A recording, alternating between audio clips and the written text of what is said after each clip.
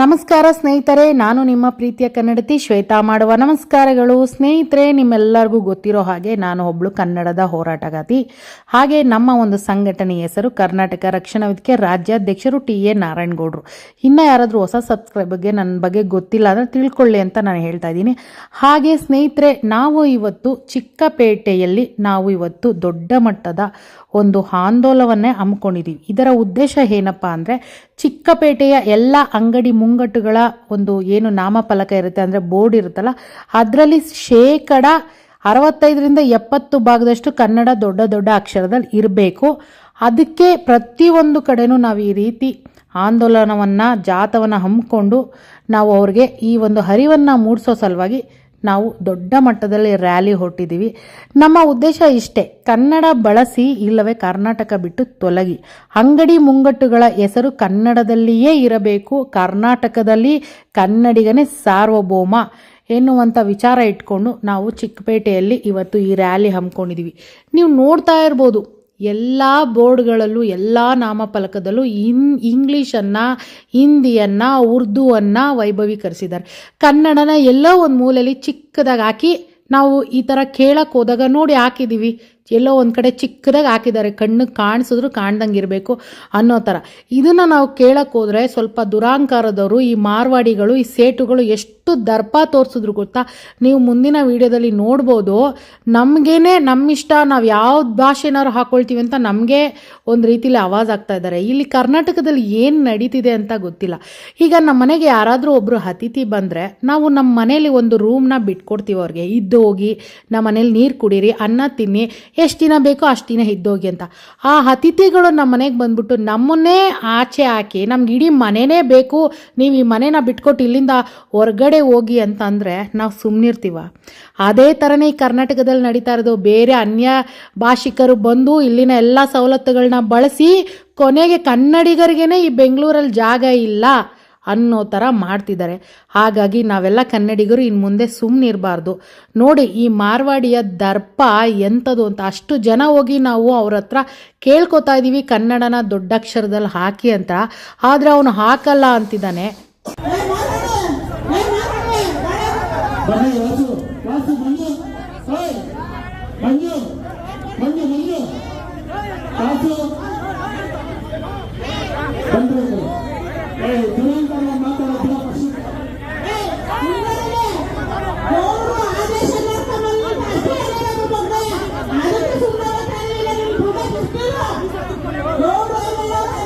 ನೋಡಿದ್ರಲ್ಲ ಸ್ನೇಹಿತರೆ, ನಮ್ಮ ಜಾಗದಲ್ಲಿ ಇತ್ಕೊಂಡು, ನಮ್ಮ ನಾಡಿನಲ್ಲೇ ಇತ್ಕೊಂಡು ಇಲ್ಲಿನ ಗಾಳಿ ನೀರು ಸೇವಿಸಿ ಅಂಗಡಿ ಮುಂಗಟ್ಟುಗಳನ್ನ ಕಟ್ಟಿ ಅಲ್ಲಿ ಅಭಿವೃದ್ಧಿ ಆಗಿ ಚೆನ್ನಾಗಿ ದುಡ್ಡು ಮಾಡಿಕೊಂಡು ಬಿಲ್ಡಿಂಗ್ ಮೇಲೆ ಬಿಲ್ಡಿಂಗ್ ಕಟ್ಟಿ ನಾವು ಸೌಜನ್ಯಯುತವಾಗಿ ಫಸ್ಟ್ ಕೇಳಕ್ಕೆ ಹೋದ್ರೆ ಎಷ್ಟು ಮಟ್ಟಿಗೆ ದರ್ಪ ತೋರಿಸ್ತಾ ಗೊತ್ತಾ ಆ ಮಾರ್ವಾಡಿ.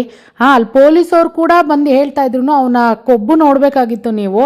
ಎಷ್ಟು ದಿನ ಅಂತ ನಾವೆಲ್ಲ ಕನ್ನಡಿಗರು ಹಿಂಗೆ ಸಹಿಸ್ಕೊಂಡಿರ್ಬೇಕು. ನೋಡಿ, ಈ ಚಿಕ್ಕಪೇಟೆ ಒಳಗಡೆ ಬಂದಿದ್ದೀವಿ ನೋಡಿ, ಇಲ್ಲಂತೂ ಅಪ್ಪಪ್ಪ ಎಷ್ಟು ಇಲ್ಲಿರೋಂಥ ಜನಗಳಿಗೆ, ವ್ಯಾಪಾರಸ್ಥರಿಗೆ ಎಷ್ಟು ದುರಾಂಕಾರ ಅನ್ಬೇಡಿ.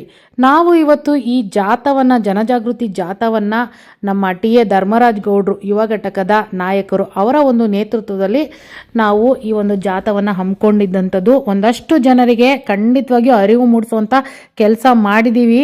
ಅದು 27ನೇ ತಾರೀಕು ಇದರ ಮುಂದುವರಿದ ಭಾಗವಾಗಿ ದೊಡ್ಡ ಮಟ್ಟದಲ್ಲಿ ನಾಡಪ್ರಭು ಕೆಂಪೇಗೌಡರ ಅಂತಾರಾಷ್ಟ್ರೀಯ ವಿಮಾನ ನಿಲ್ದಾಣ ಟೋಲ್ ಹತ್ರ ಇರುವ ಸಾದಳ್ಳಿ ಗೇಟಿಂದ ಹಿಡಿದು ಕಬ್ಬನ್ ಪಾರ್ಕ್ವರೆಗೂ ದೊಡ್ಡ ಮಟ್ಟದಲ್ಲಿ ಅವತ್ತು ನಾವು ರ್ಯಾಲಿಯನ್ನು ಹಮ್ಮಿಕೊಂಡಿದ್ದೀವಿ. 26ನೇ ತಾರೀಕುವರೆಗೂ ಮಾತ್ರ ಎಲ್ಲರಿಗೂ ಕೂಡ ಗಡುವು. 27ನೇ ತಾರೀಕು ಎಂಥ ಉಗ್ರ ಸ್ವರೂಪದ ಕ್ರಾಂತಿಕಾರಿ ಹೋರಾಟಕ್ಕೂ ಕರವೇ ತಯಾರಾಗ್ತಾ ಇದೆ. ಬನ್ನಿ, ನಾವು ಈ ರ್ಯಾಲಿಯಲ್ಲಿ ಯಾವ ರೀತಿ ಎಲ್ಲರಿಗೂ ಸಂದೇಶವನ್ನು ಕೊಟ್ವಿ ಅಂತ ನೀವು ಕೇಳ್ತಾ ಹೋಗಿ ಸ್ನೇಹಿತರೆ. ಇಲ್ಲಿ ಬಂದು ವ್ಯಾಪಾರ ಮಾಡೋರಿಗೆ ಕನ್ನಡ ಕಟ್ಟೇನಪ್ಪ ದೊಡ್ಡೋದ? ನಿಮ್ಗೇನೋ ದೊಡ್ಡೋದ ಬಂದಿದ್ಯಾ? ಇಲ್ಲಿ ದುಡಿಮೆ ಕಾವೇರಿ ಹೋರಾಟಕ್ಕೆ ಬರಲ್ಲ. ಹೋರಾಟ ಮಾಡೋರು ನಾವು ಹೋರಾಟಗಾರರು. ನೀರು ಕುಡಿಯೋ ಬಡ್ಡಿ ಮಕ್ಕಳು ನೀವು ಒಳಗಡೆ ಕುತ್ಕೊಂಡು ನೀವು ಮಾನೇ ಮರಿದಿಲ್ವಾ? ನಿಮ್ಗೆ ಏನಾದ್ರು ಸ್ವಾಭಿಮಾನ ಅನ್ನೋದಿದ್ರೆ ಮೊದಲು ಕನ್ನಡ ಹಾಕ್ರಿ, ಈ ನಾಡಿನ ಭಾಷೆಗೆ ಗೌರವ ಕೊಡ್ರಿ. ಇಲ್ಲಿ ವ್ಯಾಪಾರ ಮಾಡ್ಕೊಂಡು ದುಡ್ಡು ಮಾಡ್ಕೊಂಡು ನೀವು ಮನೆ ಮಠ ಆಸ್ತಿನ ಸಂಪಾದನೆ ಮಾಡ್ತೀರಾ. ಇಲ್ಲಿ ಕನ್ನಡವನ್ನು ಬಳಸಬೇಕು ಅನ್ನುವ ಸಾಮಾನ್ಯ ಪ್ರಜ್ಞೆ ಇರುವ ಮುಟ್ಟಾಡ್ರೆ ನಿಮಗೆ ಕನ್ನಡವನ್ನು ಬಳಸಬೇಕು. ಈ ರಾಜ್ಯದ ಭಾಷೆ ಕನ್ನಡಕ್ಕೆ ಮೊದಲ ಸ್ಥಾನ, ಮೊದಲ ಆದ್ಯತೆ ಕೊಡಬೇಕು.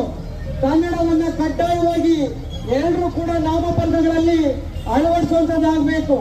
ದಯಮಾಡಿ ಯಾರು 25 ವರ್ಷ ಇಲ್ಲ ಅಂದ್ರೆ ಅಂತ ಅಂಗಡಿ ಮುಂಗಟ್ಟುಗಳಿಗೆ ಮಸಿಯನ್ನು ಏರಿಸುವ ಮುಖಾಂತರ ನಾಮಫಲಕಗಳನ್ನ ಕಿತ್ತೆಸುವಂತ ಕೆಲಸವನ್ನ ಕರ್ನಾಟಕ ರಕ್ಷಣಾ ವೇದಿಕೆ ಮಾಡುತ್ತೆ. ಅದಾಗಬಾರ್ದು ಅನ್ನಂಗಿದ್ರೆ ಕಡ್ಡಾಯವಾಗಿ ಕನ್ನಡ ನಾಮಫಲಕಗಳನ್ನು ಹಾಕಿ. 65% ಕಡ್ಡಾಯ ಕನ್ನಡ ನಾಮಫಲಕಗಳನ್ನ ನಿಮ್ಮ ಅಂಗಡಿ ಮುಂಗಟ್ಟುಗಳ ಮೇಲೆ ಹಾಕಬೇಕು. ಇಲ್ಲಿ ವ್ಯವಹರಿಸುವಂತ ಭಾಷೆ ಅದು ಬರೀ ಕನ್ನಡ ಕನ್ನಡ ಕನ್ನಡ. ಇವತ್ತು ಕರ್ನಾಟಕ ರಕ್ಷಣಾ ವೇದಿಕೆಯ ರಾಜ್ಯಾಧ್ಯಕ್ಷರು ಈ ನಾಡು ಕಂಡಂತಹ ಅಪ್ರತಿಮ ಹೋರಾಟಗಾರರು. ಹಾಗೆ ಇದು ಋಷಭಿ ಟ್ರೇಡಿಂಗ್ ಕಂಪನಿಯವರು ಏನ್ರಿ ನಿಮ್ಗೆ ಹೇಳ್ಕೊಟ್ಟಿರಲ್ಲ. 27ನೇ ತಾರೀಕು ಅಷ್ಟೊಳಗೆ ಇದೇ ಚಿಕ್ಕಪೇಟೆಯ ಗಲ್ಲಿಗಳಲ್ಲಿ ಕನ್ನಡ ತಂಪು ಪಸರಿಸಬೇಕು.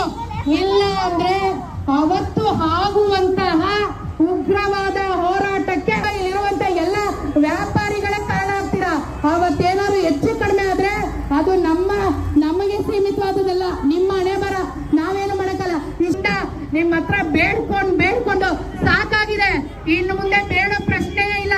ಇವತ್ತು ನಾವು ನೋಡ್ತಾ ಇದೀವಿ, ಈ ನಾಡಿನಲ್ಲಿ ಇರುವಂತ ಎಲ್ಲಾ ಸವಲತ್ತುಗಳು ನಿಮಗ್ ಬೇಕು, ಆದ್ರೆ ಕನ್ನಡ ಭಾಷೆ ಬೇಡವೇನ್ರಿ? ಇವತ್ತು ನಾವು ತಮಿಳ್ನಾಡು ಹೋದ್ರೆ ತಮಿಳಲ್ಲಿ ಮಾತಾಡ್ತೀವಿ, ಆಂಧ್ರ ಹೋದ್ರೆ ತೆಲುಗಲ್ಲಿ ಮಾತಾಡ್ತೀವಿ. ಕರ್ನಾಟಕದಲ್ಲಿ ಮಾತ್ರ ನಿಮ್ಗೆ ಇಷ್ಟ ಬಂದಿರೋ ಭಾಷೆಯಲ್ಲಿ ಮಾತಾಡ್ಬೇಕಾ? ಯಾರು ನಿಮ್ಗೆಲ್ಲ ಅನುಮತಿ ಕೊಟ್ಟಿರೋದು? ಈ ನಾಡನ್ನ ಕಾಯ್ತಾ ಇರೋರು ಕರ್ನಾಟಕದ ರಾಜ್ಯಾಧ್ಯಕ್ಷ ಅಣ್ಣ ಟಿ.ಎನ್. ನಾರಾಯಣ್ ಗೌಡ್ರು ಇದ್ದಾರೆ. ಅವ್ರು ಇರೋದಕ್ಕೇನೆ ಇವತ್ತು ಕನ್ನಡಿಗರೇನಾದ್ರು ಸ್ವಲ್ಪ ನಿಮ್ಮ ಮನೆಗಳಲ್ಲಿ ನೆಮ್ಮದಿಯಿಂದ ಉಸಿರಾಡ್ತಿದ್ದೀರಾ ಅಂದ್ರೆ ಅದಕ್ಕೆ ಕಾರಣ ಕರ್ನಾಟಕ ರಕ್ಷಣಾ ವೇದಿಕೆ ನಾರಾಯಣ್ ಗೌಡ್ರು. ಹಾಗೆ ಸ್ನೇಹಿತರೆ, ನೋಡ್ತಾ ಇದ್ದೀರಲ್ಲ, ನಾವು ಸ್ವಲ್ಪ ಗಟ್ಟಿ ಧ್ವನಿಯಲ್ಲೇ ಉಗ್ರವಾಗೇನೆ ಎಲ್ಲರಿಗೂ ಎಚ್ಚರಿಕೆ ಕೊಡಬೇಕಾಗಿತ್ತು. ಯಾಕಂದರೆ ನಾವು ಹೋಗಿ ಸಮಾಧಾನವಾಗಿ ಮಾತಾಡಿದ್ರೆ ಯಾರು ಕೇಳ್ತಾ ಇಲ್ಲ. ಇಷ್ಟು ವರ್ಷದಿಂದ ಅದನ್ನೇ ಮಾಡಿದ್ದು. ಹಾಗಾಗಿ ಸ್ವಲ್ಪ ಗಟ್ಟಿ ಧ್ವನಿಯಲ್ಲೇ ಎಲ್ಲರಿಗೂ ಸ್ವಲ್ಪ ಮನದಟ್ಟಾಗುವಾಗೆ ಸ್ವಲ್ಪ ಬೇರೆ ರೀತಿಯಲ್ಲೇ ಮಾತಾಡಿದ್ದೀವಿ. ಇದರಿಂದ ಎಲ್ಲರೂ ತಿದ್ಕೋತಾರೆ. 27ನೇ ತಾರೀಕು ಇದರ ಒಂದು ಏನು ರಿಸಲ್ಟ್ ಅಂತೀವಲ್ಲ, ಫಲಿತಾಂಶ ಸಿಗುತ್ತೆ. ಅದನ್ನು ಕೂಡ ನಿಮ್ಮ ಜೊತೆ ಶೇರ್ ಮಾಡ್ಕೊಳ್ತೀನಿ. ಹಾಗೆ ನೋಡ್ತಾ ಇರ್ಬೋದು, ಈಗ ಎಲ್ಲ ನಮ್ಮ ಕರ್ನಾಟಕ ರಕ್ಷಣಾ ವೇದಿಕೆ ಮುಖಂಡರು ಪ್ರತಿಯೊಂದು ಮಾಲ್ಗಳಿಗೂ, ದೊಡ್ಡ ಅಂಗಡಿಗಳಿಗೂ, ಮುಂಗಟ್ಟುಗಳಿಗೂ ಎಲ್ಲ ಕಡೆನೂ ಈ ಥರ ಒಂದು ತಂಡವಾಗಿ ಮಾಡ್ಕೊಂಡೋಗಿ ಅವರೆಲ್ಲರಿಗೂ ಕೂಡ ಒಂದು ಕರಪತ್ರವನ್ನು ನೀಡಿ ಅವ್ರಿಗೆ ಎಚ್ಚರಿಸುವಂಥ ಕೆಲಸ ಮಾಡ್ತಾ ಇದ್ದಾರೆ. ಬರೀ ಚಿಕ್ಕಪೇಟೆ ಅಂತಲ್ಲ, MG ರೋಡು ಇಂದ ಹಿಡಿದು ಇಡೀ ಬೆಂಗಳೂರಲ್ಲಿ ಎಲ್ಲೆಲ್ಲಿ ಸೂಕ್ಷ್ಮವಾದ ಜಾಗ ಇದೆಯೋ ಅಲ್ಲೆಲ್ಲಲ್ಲೂ ಕೂಡ ಈ ಜಾಥಾವನ್ನು ಹಮ್ಮಿಕೊಂಡಿದ್ದಾರೆ. ಸ್ನೇಹಿತರೆ, ಈ ಒಂದು ವಿಡಿಯೋ ಇಷ್ಟ ಆದರೆ ದಯವಿಟ್ಟು ಲೈಕ್ ಮಾಡಿ, ಶೇರ್ ಮಾಡಿ.